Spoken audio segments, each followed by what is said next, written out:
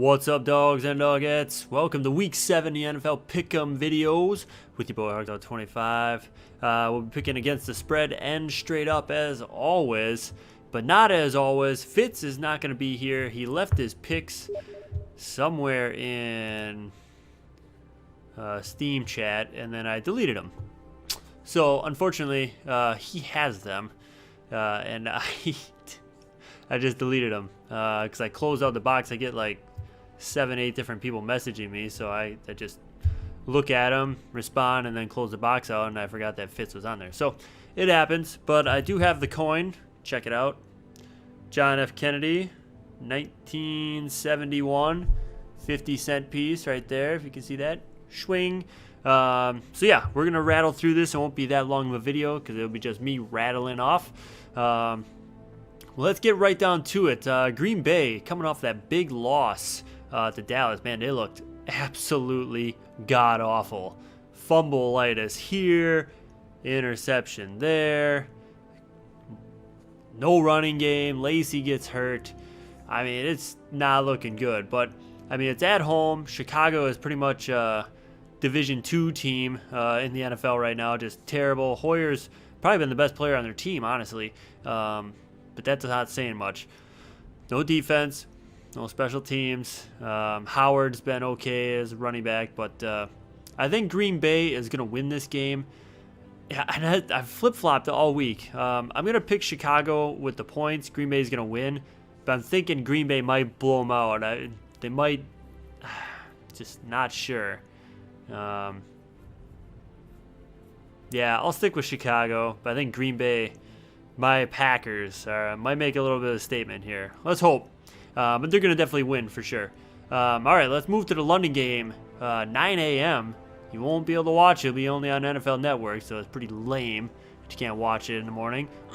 But New York Giants at home against the Los Angeles Rams. Now the Giants favored by 3 points. Odell Beckham falling in love with the net all over again last week after Baltimore ended up taking the lead, and then on a 4th and 1, allowing a 66-yard pass, Odell Beckham Jr. for the win. I was pretty bummed because Baltimore was my pick. I had 4 picks last week that flip-flopped. It was Baltimore in the last 2 minutes. It was Tennessee, Indianapolis, and there was one other one. Oh, I actually can look. I have it right here. And I'm going to give it to Carolina as well. Carolina tied the game at 38, and then their defense just so bad. So basically 3.5 games where I could have actually won and did a little bit better. So, but let's see how I did last week. Now that I got the Green Bay pick out of the way. Last week I was 7-8 win-loss, 7-7-1 versus the spread. Even 46-46 win-loss, 38-52-2 versus the spread. So not that great. Fitz 8-7 straight up, 48-44. So he's doing 2 games better than me. Against the spread, he was 8-6-1. He's 39-51-2. So he's beating me by a game there. And the coin is 30-29-2, as you would expect. The coin to be 50-50 on the heads and tails. So let's see what the coin does for Green Bay. Heads, as always, is home team, and tails is the away. So it is tails. It is going Chicago. Okay, now let's get back into the Giants. I think the Giants are going to cover this game. I think the Rams, they've been on the road a lot. They got to travel all the way from Los Angeles to London. I think they're just a fatigued team, and they showed it last week, getting beat. Yeah, who'd they play last week here? Detroit.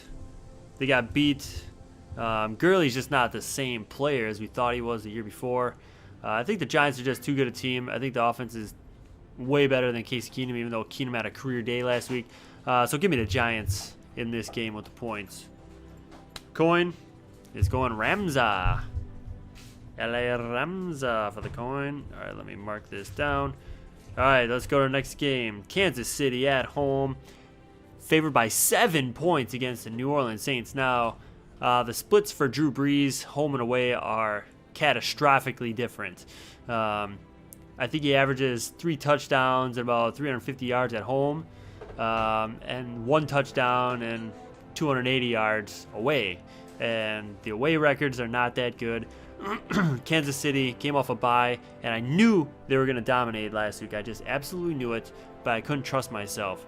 Same thing with Pittsburgh. Pittsburgh coming off a bye, or Pittsburgh away favorites by more than 7 points. They just never cover. I knew those 2 games, and I went against myself. So Kansas City is really good. Their team is really good. I think they're going to control the ball. Breeze in Kansas City is not going to do too much. I'm going to take Kansas City with the points here, covering the 7. I just think New Orleans is not that good a team. They're playing well above their station this year so far. So we'll take the Kansas City Chiefs. Coin is going away every time. Chicago, Ramza, now New Orleans. Unbelievable. Well, what's going on here? I don't want to do that. All right, let's go to the next game. Tennessee at home, favored by 2.5 points against the Indianapolis Colts. Now, Indianapolis had a 23-9 lead with 3 minutes left in the game last Sunday night. I went to bed. I was like, this is over. It's covered. I woke up, and it was 26-23. Houston had won, and they covered they didn't cover the spread, but the spread was 3 points, so they nullified the spread. Didn't win that game. I'm like, what the hell, Indianapolis? I think Chuck Pagano is just terrible. Ryan Grigson, the general manager, is absolutely terrible. There's no defensive line. There's no offensive line. You don't win in the trenches. You're not going to win football games. Andrew Luck can only do so much for you. And Tennessee, that defense is really good. They run the ball a lot with DeMarco Murray, Derrick Henry, Mariota. And they've been coming alive. I think they got 2 or 3 wins in a row here. And I think they're going to win and cover this game at home. I know they don't play that well at home, but last week they beat the Browns. And they were up big in that game. They were at 28-13, and they allowed 2 touchdowns in the last 3 minutes to the Browns to cover that spread, which really made me mad. But I think they're going to hold on and win by at least 3 points in this game, barring some craziness from Andrew Luck. So give me Tennessee. Coin. Wow, I got to stop using 50-cent piece. Indianapolis. That's 4 straight road teams to start. Unbelievable. Crazy. Next game, Philadelphia at home. Underdogs by 2.5 points to the visiting Minnesota Vikings. Minnesota coming off a bye week. They had 2 weeks to get healthy. Mike Zimmer to plan for this team. Carson Wentz, basically the smell has gone away from the rose. The slipper is not fitting Cinderella's foot. Any other analogy that you want to use. Because they lost the last 2 games. They were never really in the game in Washington last week. They had a pick 6. They had a kick return for a touchdown. And that accounted for 14 of their 20 points that they got. It's at home, but Wentz he's kind of feeling the pressure. Minnesota is such a good team. I'm going to take Minnesota to win this game and cover the points in a lower scoring affair. I want to say 20-13, 20-10. Minnesota wins this one. Give me the Vikes. Oh my God. Oh my God, another tails. Wow, what if it's all tails? This coin, I'm going to have to use this coin for somewhere else. All right, next game. Cincinnati favored by 10 points against the Cleveland Browns. Now, Cincinnati's offense has been inept. Tyler Eifert's not there. Obviously, Marvin Jones and Mohamed Sanu are gone. That just leaves A.J. Green, Gio Bernard, and the lowly Jeremy Hill, who's done nothing this year. That defense is not the same. Burfict is probably going to be suspended again. He got fined. I'm surprised he gets suspended again for what he did in the New England game. Pac-Man Jones is old. I don't know what's up with this team. They just don't have the mojo that they had last year. It's not Andy Dalton's fault. It's just, I think it's a whole team effort in these losses, unfortunately. Cleveland, they battled back last week a little bit. Duke Johnson Jr. had a pretty good game. Cody Kessler had a pretty good game as well. They didn't turn the ball over that much. Tennessee's defense is actually pretty legit. So for them to come back, get that onside kick, and cover the spread was a little morale booster. I think Cincinnati's going to win. 10 points is just a little too much. I think Cleveland's going to cover the 10 points. But I'm not positive about that because you don't know what Cleveland team's going to show up. I mean, they haven't even won a game yet this year. So Give me Cleveland on this one with the points. And let's see what the coin says. Coin goes heads. Wow. Okay, it's not a trick coin here. Cincy. Cincy.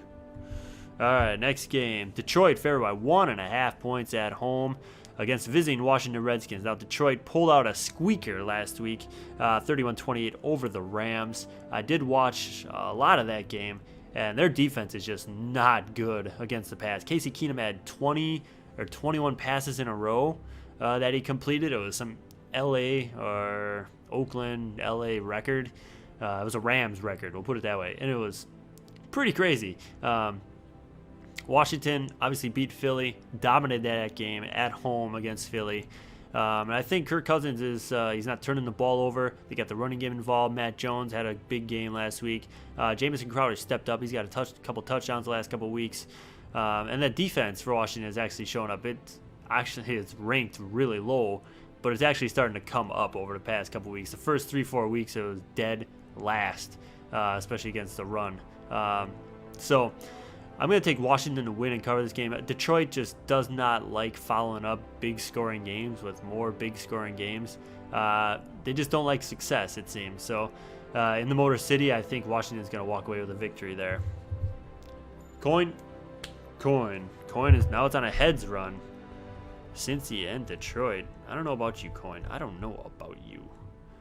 What you know about me? All right, next game. Jacksonville at home, favored by 1 point against visiting Oakland Raiders. This is such a tough game for me. There's actually 3 games this week that are a point, which is basically a pick'em game. So I have Jacksonville, but I'm not that strong about it. I mean, they have 2 wins in a row, and Oakland has the worst pass defense right now, I think, in the league, and one of the worst run defenses. But Jacksonville doesn't have a running game. But Chris Ivory, if he actually starts carrying the rock and they control the game and they keep the ball out of Derek Carr's hands, I think Jacksonville can come away with a victory here. I mean, it's only 1 point. Oakland's got to travel. They've traveled well this year, but that can't last forever. I mean, and Jacksonville, they've got 2 straight. So I think they got a little mojo coming. Oakland's coming off that depressing loss against Kansas City where they didn't even show up in the second half. So give me Jacksonville to cover and win here. I'm not that proud of the pick, but I think they can do it because I watched them come back against the Bears with 17 points in the fourth quarter. If Allen Robinson doesn't drop a pass in the end zone that got picked off, I mean, it would have been a different game last week for sure. So I'll take the Jaguars here. Coin says Jaguars. Look at that, 3 heads in a row. Now it's starting to even out. 5-3. 5 away, 3 home. Next game. Speaking of home, Miami's at home, but they're underdogs by 3 points to the 4 wins in a row Buffalo Bills. Now, they've been doing really well. I did pick them to cover San Francisco last week. San Francisco is just a terrible team. They did beat New England. I think, was that in New England? 16-0. That was against Jacoby Brissett. They did beat the Cardinals at home, which was a big win. That was their biggest statement win that they've had so far, in my opinion. But if they can beat Miami, I mean, Jay Ajayi had 200 yards and 2 touchdowns last week against the Pittsburgh defense. Pittsburgh's defense is so bad, especially when they're playing from behind. But Miami, I don't think is that strong of a team. Tannehill's not that great. I mean, it was basically Jay Ajayi's show last week. Tannehill didn't do much except hand the ball off. So I'm going to take Buffalo with the points in this one. I think if Shady McCoy actually does play, it's going to be a lot more lopsided because he is just on a whole another level this year. But I think Buffalo is going to win this one. They're going to go 5-2 as they head into that matchup with New England in Week 8. So let's see what the coin says.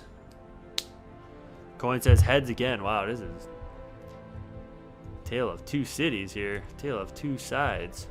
All right, let's get on to the next game. New York Jets favored by 1 point at home against the Baltimore Ravens. Now, Ryan Fitzpatrick has been benched for Geno Smith. I don't know why they benched Fitzpatrick. I think it's just an outcry from the media. It just doesn't really make sense because Geno Smith is not a good player. We've already seen that show before. You're paying Fitzpatrick $12 million. Just throw him out there. You're 1-5. I mean, is Geno Smith going to turn your season around?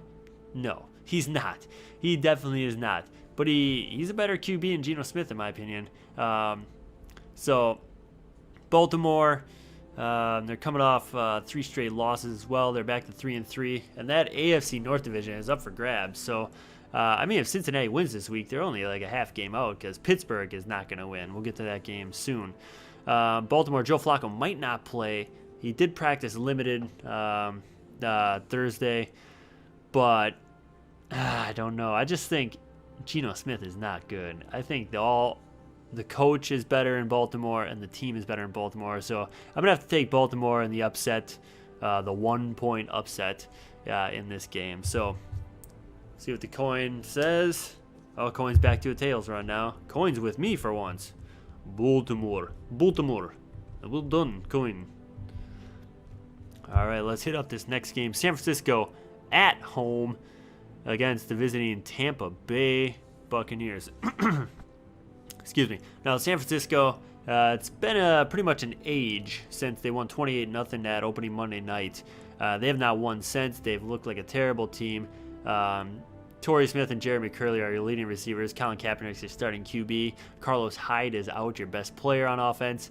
It basically sums up that you're probably going to score about 10 points a week. Now, Tampa Bay has been doing a little bit better. They had that win against Carolina, which cost me money, obviously. They had the bye week. But now I think Mike Evans, and they don't get Doug Martin back this week, but Jacquizz Rodgers had a big game against Carolina. He had 100 yards. So I'm going to take Tampa Bay with the points on this one, covering the 2. 2's not that much. I think they can win by a field goal at least. Hopefully Jameis Winston doesn't throw the ball to San Francisco that much. So I think Tampa Bay's got this one. Coin? What do you think, coin? Coin says Tampa 2. Now, this next game is one of the toughest games of the week. I think it's going to be a fun one to watch. Atlanta at home, favored by 6.5 points, against visiting San Diego Chargers. Now, San Diego is a master of playing to the level of their competition. Phillip Rivers, borderline Hall of Famer. Atlanta, man, they cut to that game last week, and when Ryan threw it up and Julio went up with one hand, I was like, interference. I was like, you gotta call that. No flag. Richard Sherman walks off the field, high-fiving people. You screwed up because you just yanked down Julio Jones' right arm. He went up one-handed, falling down. Julio goes up 2. He's not an Odell Beckham Jr. type player. So I think that San Diego is going to cover here. Phillip Rivers just, like I said, plays his competition. I think Atlanta's still going to win, but San Diego, coming off that big win against Denver, they've had 10 days to prepare for Atlanta. Atlanta has a tough physical game. They're traveling back across the country. So I think San Diego's going to be a more rested team, and they're going to come out and play well. Hunter Henry's been pretty good on that offense.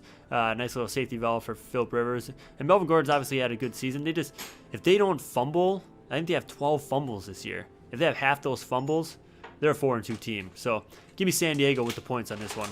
Coin? What you think, bro? Bro, coin. Look at that. Another tails. So it went 5 tails, then 4 heads. Now we're back to 3 tails. This is weird. It's a little weird. All right, now Pittsburgh at home, underdogs by 7.5 points against the New England Patriots. The 7.5 points is obviously due to Big Ben going out with a torn meniscus. Landry Jones coming in. He tells his team not to panic. Steeler Nation not to panic. And I think Steeler Nation is running around with their hair on fire. They're panicking, for sure. New England is a juggernaut right now. They dominated. What are you doing? Lighting your face. Oh. Well, it's this light behind me. That's the problem. No, I know. Yeah, New England dominated Cincinnati last week. It was competitive for the first 3 quarters, and then the last quarter and a half, Tom Brady just basically went on a whole nother level with Gronkowski, 162 yards for Gronk and a touchdown. I'm going to take New England here with the points, obviously. Landry Jones is just not a good player.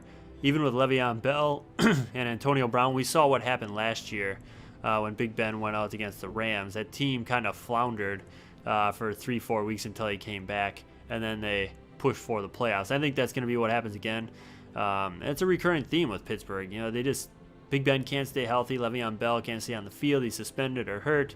They don't have a tight end. They don't have Heath Miller. They just don't have the veterans there anymore to lead this team outside of Big Ben. So I think they're going to be lacking leadership on both sides. That defense is so bad, especially when playing from behind. Give me New England for sure. Coin? Coin. Nah. Tails again. This is ridiculous. 4 tails in a row. No back and forth here. All right, let's get to the Sunday night game. Probably the best game of the week. Arizona favored by 1 point against visiting Seattle Seahawks. Now Arizona's back up to 3-3 with the record after absolutely destroying the Jets on Monday night, which was so funny to watch and really boring to watch. And Ron Wolfsley talks like this. He is the color guy for the Cardinals.